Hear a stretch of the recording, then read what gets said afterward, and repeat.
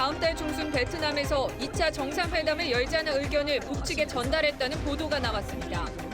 미북 양측과 우호적인 관계를 맺고 있는 베트남은 적극적인 유치 의지를 보이고 있습니다. 고농도 미세먼지가 기승을 부리면서 수도권엔 올해 첫 비상 저감 조치가 내려졌습니다. 오늘 새벽 최악을 기록한 중국 베이징의 공기까지 유입되면서 월요일인 내일도 미세먼지 농도가 나쁨 이상을 유지할 것으로 보입니다. 간호조무사 실습생이 괴롭힘을 당해 힘들다며 동료들의 실명을 언급한 유서를 남기고 숨졌습니다. 경찰은 태움 등 집단 괴롭힘이 있었는지 수사할 예정입니다. 기계가 사람을 대체하는 무인 매장이 빠르게 늘고 있습니다. 지난달까지만 해도 직원이 기름을 넣어주던 이곳은 최근 공사를 거쳐 이렇게 셀프 주유소로 바뀌었습니다. 가격 거품을 뺀 최저가 제품들은 사라지고 있는데 가파른 최저임금 인상의 근을 취재했습니다.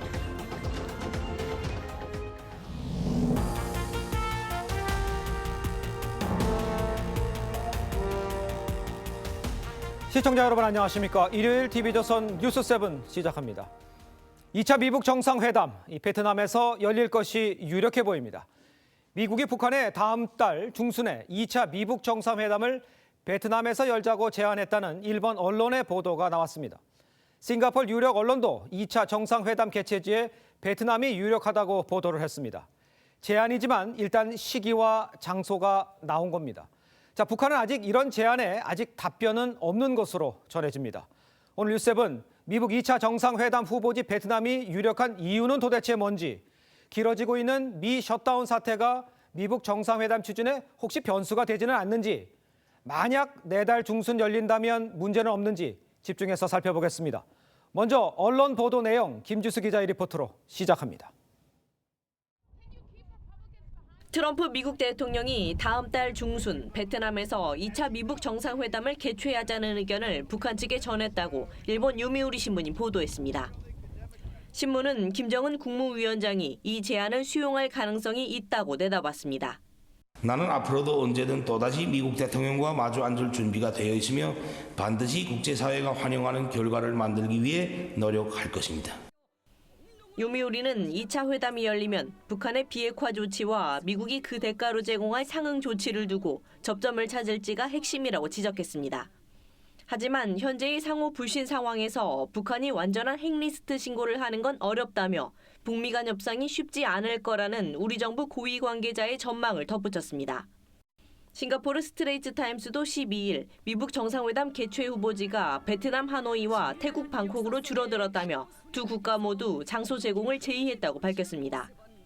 다만 소식통과 각국 언론 보도를 종합할 때 베트남이 더 유력하다고 전했습니다.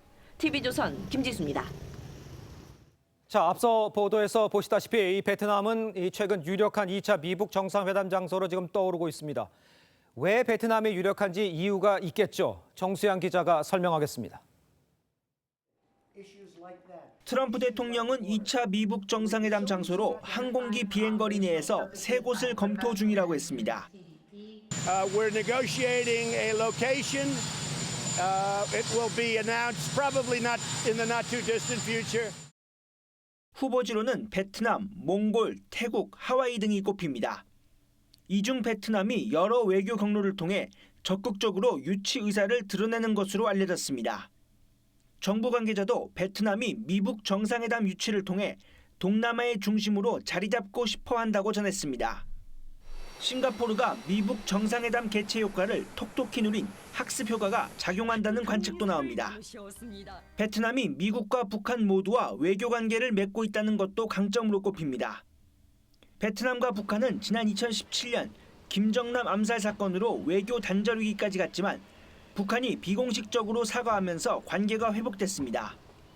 지난해 11월에는 리용호 외무상이 베트남을 공식 방문했습니다. 또 베트남은 반미 국가에서 친미 국가로 돌아선 뒤 개혁 개방에 나선 만큼 북한의 비핵화와 개방을 유도해야 하는 미국으로선 상징적인 장소입니다. 미국과 북한의 대사관이 있는 하노이, 2017년에 에이펙을 개최했던 다낭 등이 후보지로 꼽힙니다. TV조선 정수양입니다. 자, 이렇게 미북 간 2차 정상회담 논의가 이어지고 있는 가운데 토마스 킨타나 UN 북한 인권보고관이 북한은 나라 전체가 감옥이라고 말을 했습니다. 하지만 미국은 대북 인도적 지원 제안을 제한하는 방침을 이 민간 구호단체에 통보한 것으로 전해집니다. 강상구 기자입니다. 지난주 방한해 탈북자들과 정부 관계자들을 만난 토마스 킨타나 유엔 북한인권 특별보고관이 북한 내 인권 상황은 전혀 변하지 않았다고 말했습니다. One person concluded, the whole country is a prison. 킨타나 보고관은 북한 정부가 자신의 방문을 허용하지 않는 것은 대단히 유감스러운 일이라고 말했습니다. 킨타나는 그러나 대북 제재로 대북 인도적 지원이 막혀서는 안 된다고 말했습니다.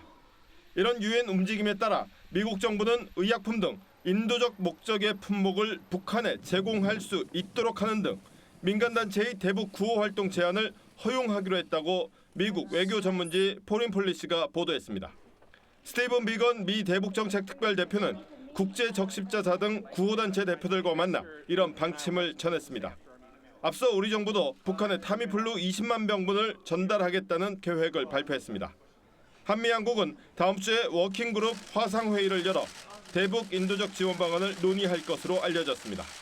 TV조선 강상구입니다.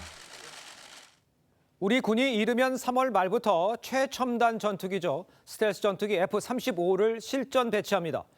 우리나라도 스텔스 전투기 보유국이 되는 셈인데 반민족적 행위라면서 비난해왔던 이 북한의 비난 수위가 높아질 것으로 보입니다. 안형영 기자입니다. 미국의 스텔스 전투기 F-35입니다. 레이더에 포착되지 않고 북한 지도부를 타격할 수 있어 대표적인 선제 타격 무기로 꼽혀왔습니다. 우리 군은 이르면 3월 말쯤 F-35 전투기 2대를 첫 실전 배치합니다. 7조 4천억 원을 들여 2021년까지 전력화하기로 한 40대 가운데 2대가 처음으로 국내로 들어오는 겁니다. 올해 말까지는 모두 10대가 배치될 전망입니다. 북한은 스텔스 전투기에 대해 유독 민감한 반응을 보여왔습니다. F-35를 비롯한 핵타격 수단들, 첨단 살인 장비들을 조선반도 주변에 대대적으로 들이밀며 군사적 긴장을 고조시키고 있다.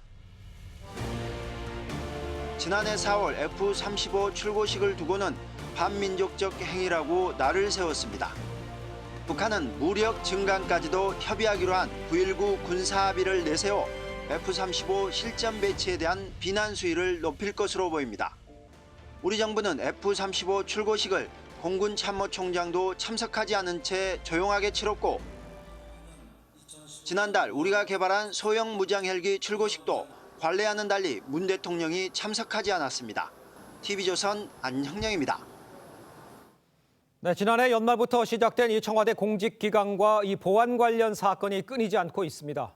야권의 사퇴 요구를 받고 있는 조국 민정수석은 페이스북 활동을 줄이고 민정수석실 업무에 몰입하겠다고 했습니다. 신정훈 기자입니다.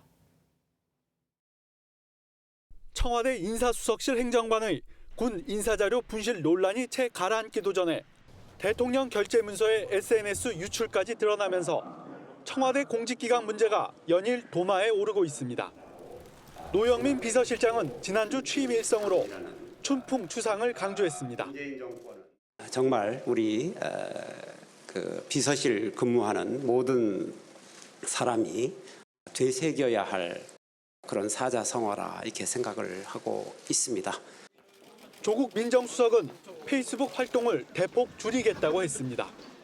조 수석은 2017년 5월 초심으로 돌아가 민정수석실 업무에 더욱 몰입하겠다며 권력기관 개혁이라는 시대적 과제 실현을 위해 전력 질주하겠다고 말했습니다. 앞서 조 수석은 민정수석에 취임하면서 페이스북 절필을 선언한 적이 있습니다. 자유한국당은 특검 도입, 상임위 개최와 함께 조 수석 사퇴를 재차 요구했습니다. TV조선 신정훈입니다. 더불어민주당이 이용호 손금주 의원의 입당 신청을 받아들이지 않았습니다. 당세 확장보다는 내부 결석에 더 힘을 싣겠다는 뜻으로 분석이 됩니다. 서주민 기자가 보도합니다.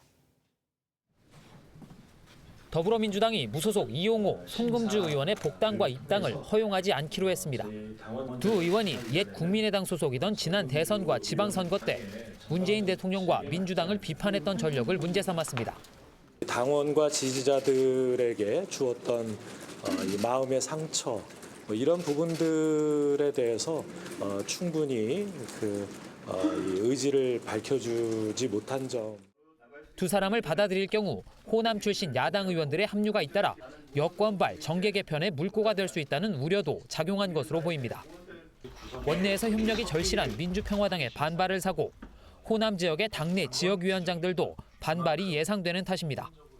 앞서 최재성 의원을 비롯한 당내 친문 의원들은 두 의원의 입당에 반대한다는 뜻을 여러 차례 지도부에 전달해왔습니다. 이해찬 대표도 신년 기자회견에서 인위적인 정계 개편은 없을 것이라는 점을 재차 강조했습니다. 그 옛날 같은 인위적인 이합 집산이라든가 공정하지 않은 룰을 적용한다라든가 그런 일은 없습니다. 민주당의 입당 거부에 손 의원은 결정을 존중한다면서도 민의가 반영되지 못해 유감이라고 했고 이 의원은 입장을 밝히지 않았습니다. TV조선 서주민입니다. 네, 보수 진영에서 가장 유력한 대권 주자 중에 하나인 황교안 전 국무총리가 자유한국당 입당을 선언을 하자 당 안팎에서 지금 비판의 목소리가 커지고 있습니다. 하지만 황 전 총리 합류를 계기로 한국당의 외연이 넓어질 것이라는 전망도 나옵니다. 윤태윤 기자입니다. 황교안 전 국무총리는 모레 자유한국당에 입당합니다. 황 전 총리는 입당과 동시에 당대표 도전 의지도 밝힐 것으로 보입니다. 혹시 이번에 입당을 결정한 계기가 있을까요? 그 얘기는 입당식에서 그 얘기를 하도록 그렇게 하십시다. 박근혜 전 대통령의 탄핵 당시 권한 대행을 지냈다는 점 때문에 당 안팎에서 비판의 목소리도 나옵니다. 평화당 박지원 의원은 반성이 선행돼야 한다고 주장했고 당내 심재철 의원은 우파의 기사회생 노력에 부담이 될 수 있다고 지적합니다. 당대표 경선이 친박과 비박의 대결 구도로 흘러 계파 갈등이 재현될 수 있다는 우려도 나옵니다. 하지만 전당대회를 계기로 한국당의 외연이 넓어질 수 있다는 의견도 있습니다. 이런 사람은 절대 안 된다. 이런 기준으로 상대방을 평가하기 시작하면 어떤 분열적인 그리고 과거지향적인 경선이 되지 않겠나 이렇게 생각합니다. 오세훈 전 시장 측은 당대표 경선이 황 전 총리와 대결 구도로 흐를 경우 탄핵 극복에도 도움이 된다고 판단하고 있습니다. 친박 진영에서 당대표 출마를 저울질하던 김태호, 정우택, 김진태 의원 등의 출마 여부도 전당대회 판도에 영향을 미칠 것으로 보입니다. TV조선 윤태윤입니다. 네, 오늘 창밖 하늘만 봐도 가슴 답답하셨을 겁니다. 비교적 포근한 날씨에도 고농도 미세먼지를 피해 실내에서 휴일을 보낸 시민들이 많았는데요. 정부는 오늘에 이어 내일도 미세먼지 비상 저감 조치를 발령했습니다. 최수영 기자입니다. 시민들이 너나 할 것 없이 미세먼지 방지 마스크를 썼습니다. 포근한 날씨인데도 야외엔 사람들의 발길이 눈에 띄게 줄었습니다. 핸드폰으로 문자 와서 오늘 미세먼지 안 좋다 그래서 사람이 오늘은 일을 지금 많이 한산한 것 같아요. 반면 실내 쇼핑몰과 영화관은 미세먼지를 피해 들어온 시민들로 붐볐습니다. 지금도 되게 뿌옇고 사실 밖에 오래 있으면 목이 아플 것 같더라고요. 오늘 전국 미세먼지 농도는 서울 112, 경기 151, 전북이 139 마이크로그램까지 치솟는 등 나쁨 수준을 보였습니다. 초미세먼지도 나쁨에서 매우 나쁨으로 서울 수도권과 충청 이남 등 지역엔 초미세먼지 주의보가 내려졌습니다. 정부는 올해 첫 미세먼지 비상 저감 조치를 발령했습니다. 이에 따라 도로 물청소가 진행됐고 차고지와 터미널, 주차장 등 차량이 많은 곳에선 배출가스와 공회전 단속도 이뤄졌습니다. 미세먼지 배출량이 많은 화력발전소 14곳은 발전량을 출력의 80%로 제한했습니다. 비상저감 조치는 월요일인 내일도 발령됩니다. 휴일인 오늘과 달리 2.5톤 이상 노후 경유차의 운행이 제한되고 공공기관에선 차량 2부제가 시행됩니다. TV조선 최수용입니다. 설상가상으로 내일부턴 중국발 미세먼지까지 우리나라로 유입될 것으로 보입니다. 중국 베이징 일대의 대기 상태가 오늘 새벽 최악 등급인 6등급을 기록했습니다. 김남성 기자입니다. 중국 베이징 중심 지역이 희뿌연 스모그로 덮였습니다. 고층 건물들은 윗부분이 거의 보이지 않습니다. 베이징시 환경관측센터에 따르면 어제 오후 6시부터 오늘 새벽 4시까지 베이징의 공기질은 최악 등급인 6단계였습니다. 오염이 최고조였던 어제 저녁 베이징 중심 6개구는 초미세먼지 농도가 세제곱미터당 522 마이크로그램까지 올라갔습니다. 중국 언론은 올해 들어 처음 찾아온 심각한 대기 오염이라고 전했습니다. 베이징 일대 대기 상태가 급격히 나빠지면서 중국의 오염 물질이 조만간 우리나라에도 유입될 것으로 보입니다. 내일은 현재 고농도 미세먼지는 대기 정체로 내일 오전까지 이어질 것으로 예상되고요. 낮 동안에는 구해 미세먼지가 추가로 유입되면서 국립환경과학원은 월요일인 14일 전국의 미세먼지 농도가 나쁨이나 매우 나쁨 수준이 될 것이라고 전망했습니다. TV조선 김남성입니다. 더불어민주당 송영길 의원이 신한울 원전 3, 4호기 건설 재개를 검토할 필요가 있다고 했습니다. 신한울 원전은 문재인 정부의 탈원전 정책으로 중단된 것이어서 여당 내부에서 비판의 목소리가 나왔습니다. 최원국 기자입니다. 더불어민주당 송영길 의원이 지난 11일 원자력계 신년 인사회에 참석했습니다. 송 의원은 원자력 업계가 문재인 정부 들어와서 탈원전하다 보니 여러 가지 힘이 빠지고 있는 것을 알고 있다며 오래된 원자력과 화력을 중단하고 신한울 3, 4호기와 교환하는 방안도 검토될 필요가 있다고 말했습니다.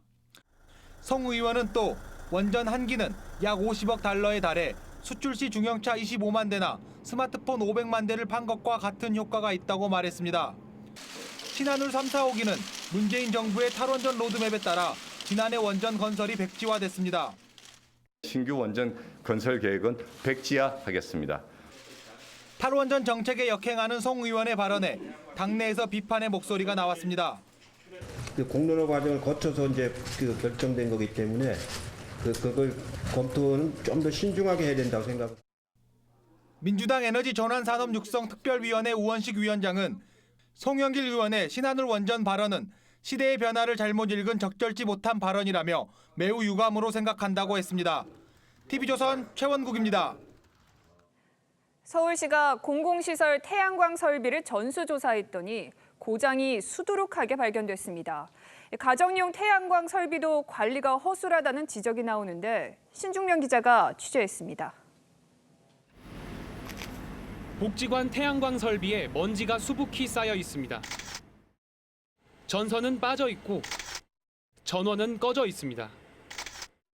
건물 담당자는 문제가 없다고 보고했지만 서울시 점검 결과는 부적합이었습니다.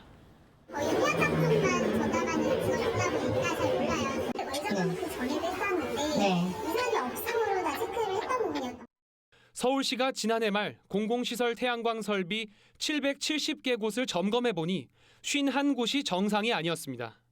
사회복지시설 등 188개소만 다시 점검했더니 6곳 가운데 1곳꼴로 문제가 발견됐습니다. 평소에 비전문가가 점검을 하다 보니 고장이 나도 몰랐습니다. 보고를 받는 루트가 좀 있습니까? 그래서 그거를 저희가 올해 그 시스템도 좀 저희가 구축을 할 계획입니다. 아파트 미니 태양광 발전소는 사실상 점검 사각지대입니다. 태양광 미니 발전소를 설치한 아파트는 서울에만 7만 3천 곳이 넘습니다. 서울시는 설치를 한 민간 사업자에게 점검하라고 지시했습니다. 민간 사업자는 사용자에게 우편이나 전화 등으로 고장 여부를 확인하는 게 전부입니다. 우편으로 기억이 잘 안 나네요. 혹시 우편 가지고 계신가요? 그렇죠. 서울시는 올해도 태양광 미니 발전소 사업에 222억 원을 투입할 예정입니다. TV조선 신주명입니다. 20대 간호조무사 실습생이 스스로 목숨을 끊었습니다. 이 여성은 괴롭힘을 당해 힘들다며 동료들의 실명을 언급한 유서를 남겼습니다. 경찰이 수사에 착수했습니다. 오선열 기자입니다. 아파트 화단에 폴리스 라인이 둘러져 있습니다. 지난 11일 오후 4시 30분쯤 전북 익산의 한 아파트 9층에서 28살 A씨가 투신했습니다. 가봤더니 엎어져서 있더라고. 근데 이렇게 나 쳐다보더니 그 옆에 서는 나무를 잡고 막 주저앉아서 울더라고. 나무를 잡고.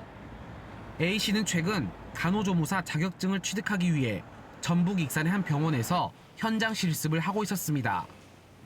A씨는 동료들의 이름을 언급하며 동료 괴롭힘 때문에 힘들다, 살기 싫다는 유서를 남겼습니다. A씨는 유서에 괴롭힘 때문에 정신과 치료도 받았다고 적었습니다. 수습 과정에서 좀 따돌림이 있었다, 이제 그런 내용인데 그 사실관계를 조사를 해봐야죠.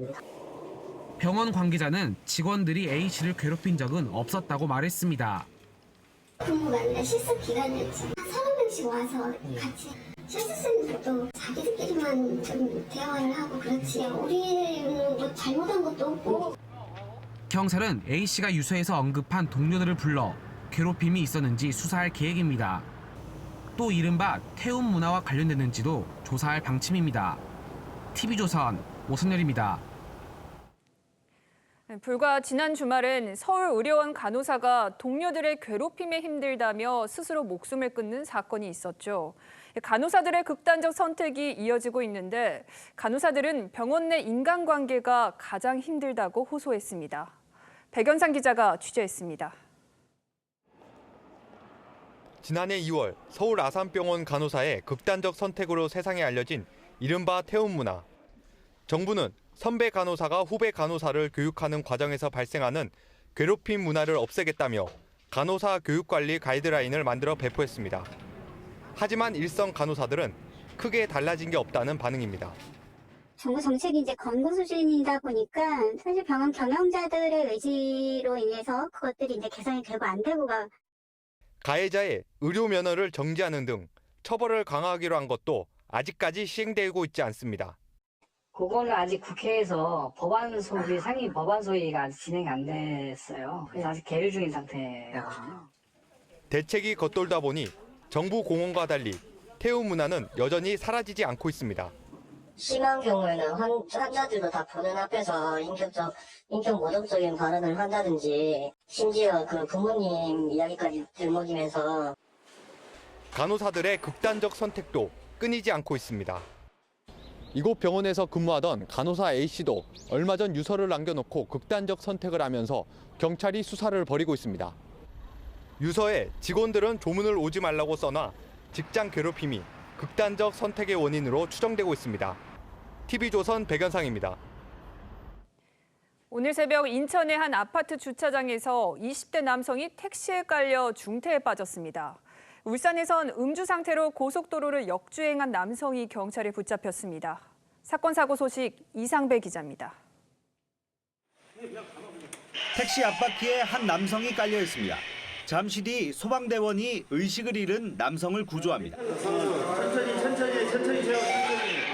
오늘 새벽 2시쯤 인천 논현동의 한 아파트 지하 1층 주차장 내리막길에서 29살 김모 씨가 택시에 깔렸습니다. 김 씨는 병원으로 옮겨졌지만 아직 의식이 돌아오지 않고 있습니다. 승용차 한쪽이 심하게 찌그러졌습니다.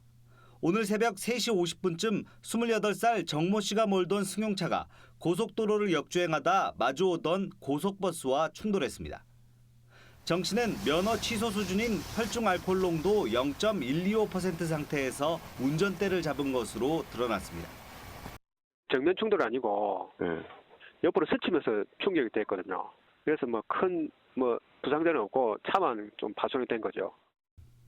어젯밤 9시 50분쯤 경기도 여주의 한 주택 4층에서 불이 났습니다. 이 불로 6살 막내딸 송 모양이 의식불명에 빠지는 등 일가족 5명이 크게 다쳤습니다.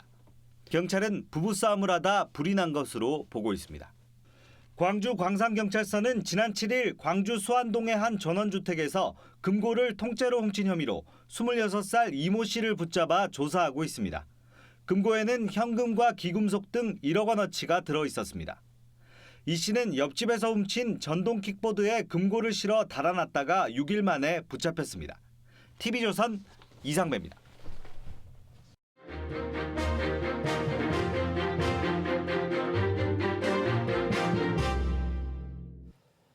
네, 지금부터는 우리 경제 상황을 좀 점검해 보도록 하겠습니다. 국책연구기관인 KDI가 최근 우리 경제 상황에 대해서 경기 둔화 추세라고 진단을 했습니다. 경기 둔화란 판단 석 달째 이어지고 있습니다. 특히 이번 달에는 우리 경제를 견인하던 이 수출마저 위축되고 있다고 부정적으로 진단을 했습니다. 내수 또한 전반적으로 부진하다고 봤습니다. 자, 이런 상황에서 5,000원짜리 피자처럼 이 가격 거품을 뺀 초저가 제품들이 최근 줄줄이 사라지고 있습니다. 최저임금 인상으로 늘어난 인건비를 가격을 올려서 충당하려는 건데 이 부담은 고스란히 소비자의 몫으로 돌아오고 있습니다. 김지아 기자입니다.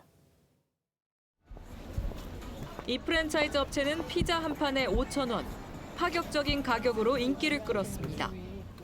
하지만 1월 1일부로 가격을 1,000원씩 올리기로 했습니다. 가게 임차료, 원재료값 부담이 늘어난 데다 새해 들어 최저임금까지 10% 넘게 추가 인상되면서 박리담의 전략을 고수할 수 없게 된 겁니다. 가격이 비싸서 많이 살아야 되고 알바시 바쁠 때는 말도 잘 나오고 2,000원대 식빵과 커피 등 저가 마케팅으로 인기몰이를 했던 외식업체들은 올해 들어 3,000원대로 가격을 올렸습니다. 저렴하게 끼니를 때울 수 있던 햄버거 프랜차이즈도 가격 인상을 단행했고 한 유통업체는 PB 상품의 이름과 포장만 바꿔 가격을 올려받기로 했습니다.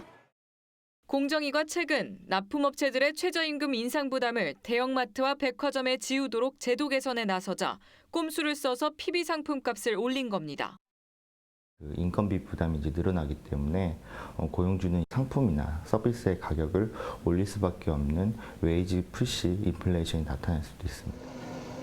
최저임금 인상이 결국 전 국민의 소비 부담으로 돌아오고 있습니다. TV조선 김자입니다. 자, 지금 보셨지만 상황이 이렇다 보니까 인건비를 줄이는 게 생존을 위한 선택이 아니라 필수가 지금 되고 있습니다.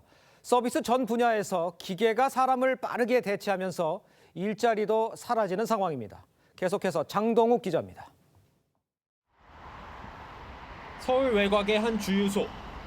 직원은 안내만 하고 주유는 운전자가 직접 합니다. 지난달까지만 해도 직원이 기름을 넣어주던 이곳은 최근 공사를 거쳐 이렇게 셀프 주유소로 바뀌었습니다. 직원들은 구조조정이 걱정입니다. 아무래도 출제가 많이 나중엔 모르겠어요. 도심 지역 커피숍에선 지난달부터 무인 주문기를 도입했습니다. 처음엔 생소해하던 고객들도 이제는 익숙하단 반응입니다. 어쩔 수 없이 많이 하게 돼요. 대기열이 없을 때는 이게 훨씬 빠르고 편해요.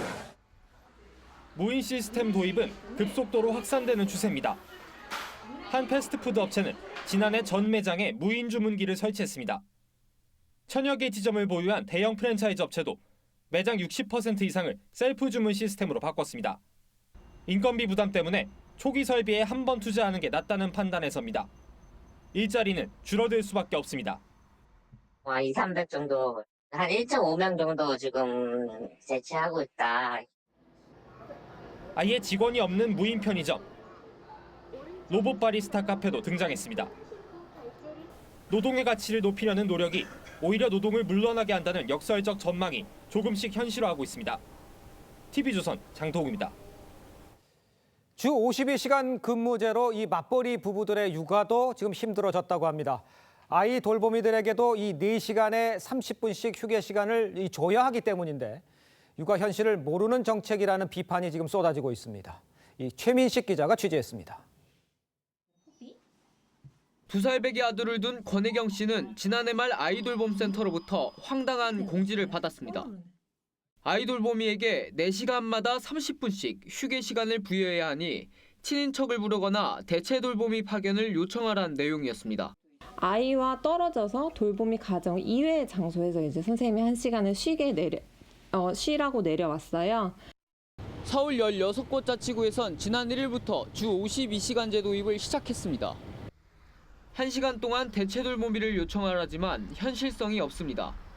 지난해에만 151만 가구가 아이돌봄 서비스를 신청했는데 아이돌봄이는 2만 3천여 명으로 턱없이 부족하기 때문입니다. 아이에 대한 이제 돌봄을 누군가 더 해줘야 되는데 대체로 그 부분은 해결이 안 된 상태로 이제 휴게 시간에 대한 부분을 말씀해 주셔가지고 돌봄 노동자들도 휴게 시간 도입을 반기지 않습니다. 아이돌봄의 휴가 시간은 사치입니다. 그렇지 않습니까? 아이가 있고 이용자가 있는데 어디서 쉬라는 겁니까? 이건 아이 한 번 안 봐본 남성 공무원의 정책으로밖에 보이지 않습니다.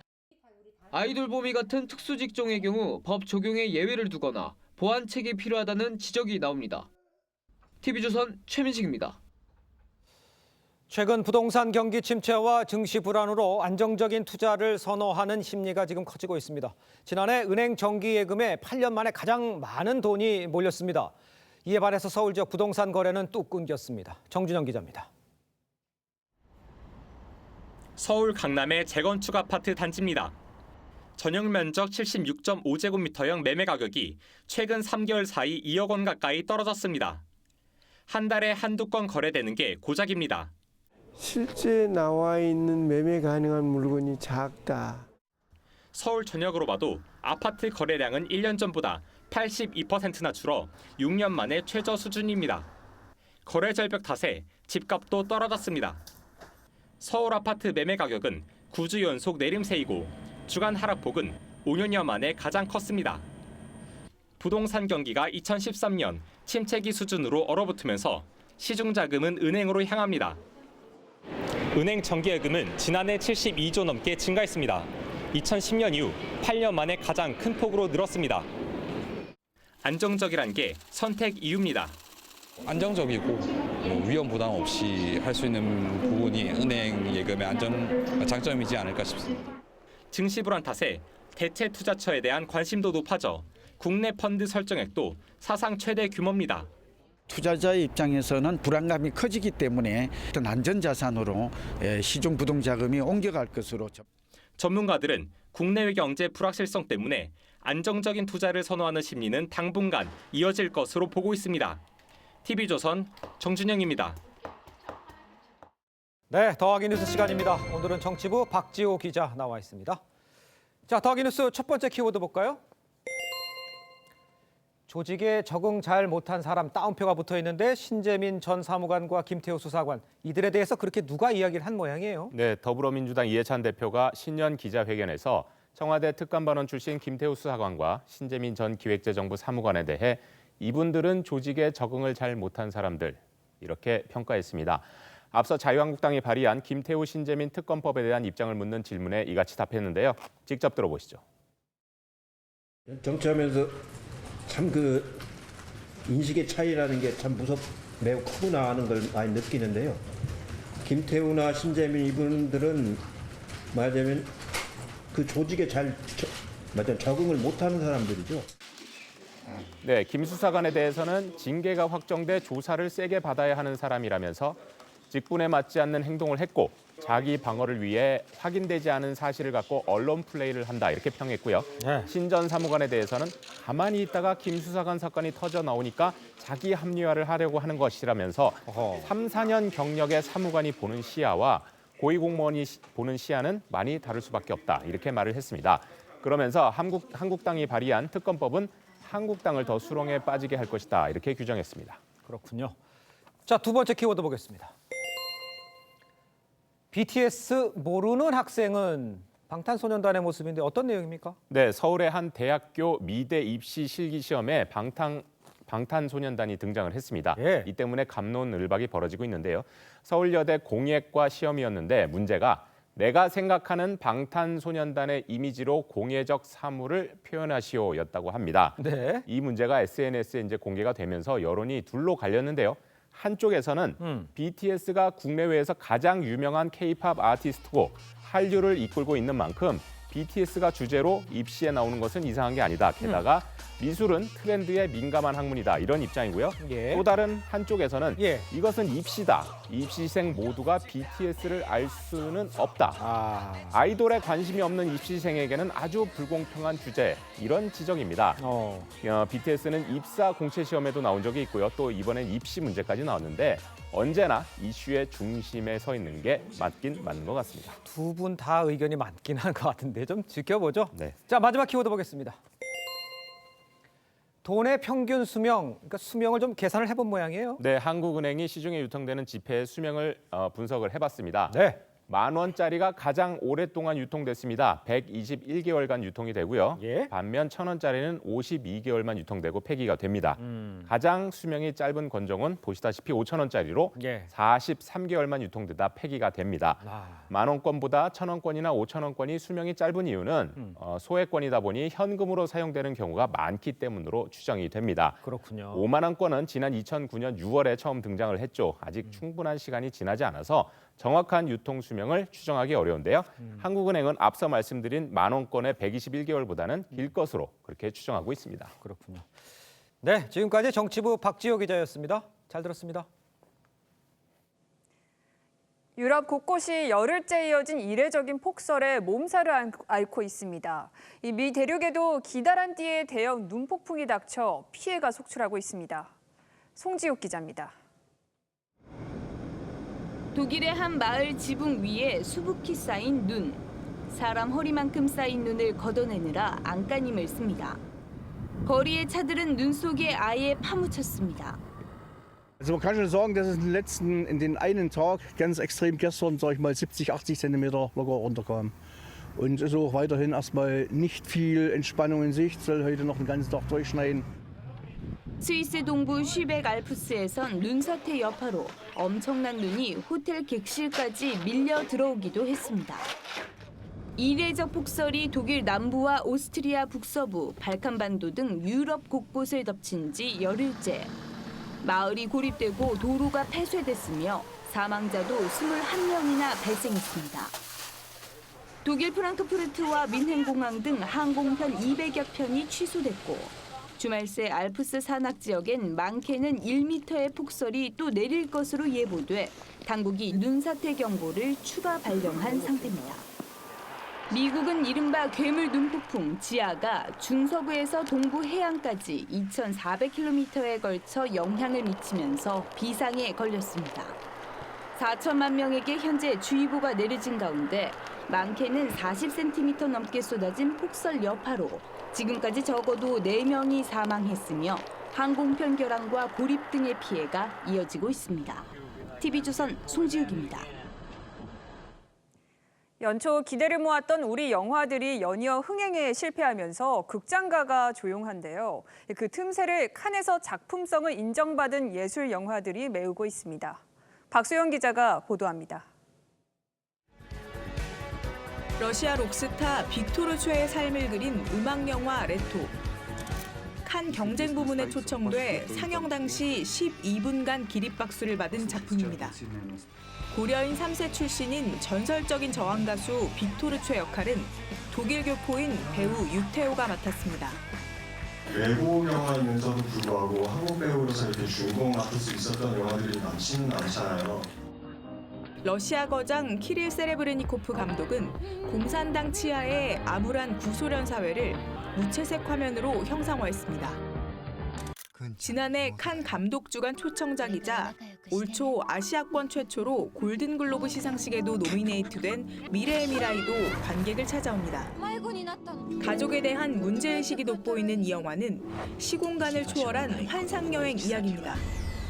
일본 애니메이션 거장 호소다 마모루 감독의 신작입니다. 今現代の社会において家族っていうのはこう変化している最中だと思うんですね。だからそういうことを映画にするやはりこう表現者としては義務があると思います。 자신을 태어나게 했다는 이유로 부모를 고발한 소년. 가버나움은 이 12세 소년의 가슴 아픈 이야기로 레바논의 처참한 현실을 그대로 화면에 담았습니다. 영화를 채우는 건 대부분 길거리 캐스팅된 비전문 배우입니다. 칸 영화제에서 심사위원상을 받은 수작으로 1월 중순 개봉합니다. TV조선 박소영입니다. 유영과 이문수, 두 김연아 키즈의 피겨 진검 승부에서 유영이 웃었습니다. 적수가 없는 차준환은 51점 차 압도적 1위에 올랐습니다. 신효만 기자입니다. 힘있는 3회전 점프, 추종을 불허하는 빠른 스핀에 풍부한 감정 연기까지. 깔끔한 연기를 마친 유영에게 관중들의 뜨거운 환호가 쏟아집니다. 쇼트와 프리 점수 합계 198.63점. 2위 이문수를 4.43점 차로 제치고 지난해에 이어 종합선수권 1위에 올랐습니다. 이 대회 세 번째 우승입니다. 이번 시즌 워낙 안 나와가지고 부담은 아예 내려놓고 편하게 이제 마음을 비우고 했던 것 같아요. 종합선수권 1위 선수에게는 올해 3월 일본에서 열리는 시니어 세계선수권 출전권이 주어지지만 유영은 만 14세로 나이가 어려 주니어 대회에 나가게 됐습니다. 유영은 앞으로도 빙판 위에 자신만의 색깔을 수놓겠다며 당찬 포부를 밝혔습니다. 프로그램의 이야기가 뭔지 무슨 캐릭터인지 그걸 한 편의 영화를 보는 것처럼 그런 스토리를 들려줬으면 좋겠어요. 막판까지 우승 경쟁을 펼쳤던 이문수는 첫 연속 점프 때 실수를 한 것이 뼈아팠습니다. 이문수는 아쉬움에 눈물을 흘렸습니다. 굉장히 부담되었던 시합을 마무리했기 때문에 그냥 좀 홀가분한 마음이 큰 것 같고. 이문수는 유영을 대신해 시니어 세계선수권 출전권을 확보했습니다. 4회전 점프를 비롯해 차원이 다른 연기를 선보인 차준환은 2위 이준영과 무려 51.19점 차인 245.52점을 기록하며 남자부 정상에 올랐습니다. TV조선 신유만입니다.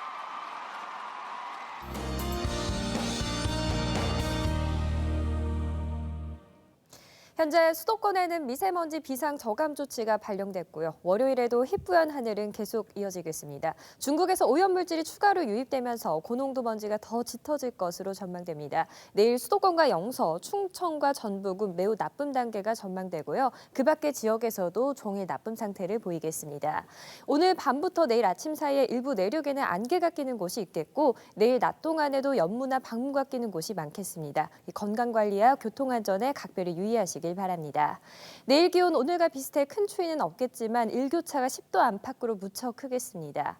모레부터는 찬 공기가 유입되면서 기온이 떨어지겠고 바람도 강하게 불면서 반짝 강추위가 찾아오겠습니다. 기상정보였습니다. 네, 청와대 직원의 음주운전과 음주폭행, 특감반 비위, 행정관의 인사자료 분실 논란까지 이 대통령 결재문서의 SNS 유출까지 보면서 제 머릿속에 떠오른 청와대 기강회의 사건들입니다. 솜방망이 처벌에 앞으로 과연 어떤 기강회의가 더 벌어질지 걱정이 돼서 제가 다시 한번 열거해봤습니다. 이상으로 1일 뉴스7 마칩니다. 네, 저희는 토요일에 다시 찾아뵙겠습니다. 시청해주신 여러분 고맙습니다.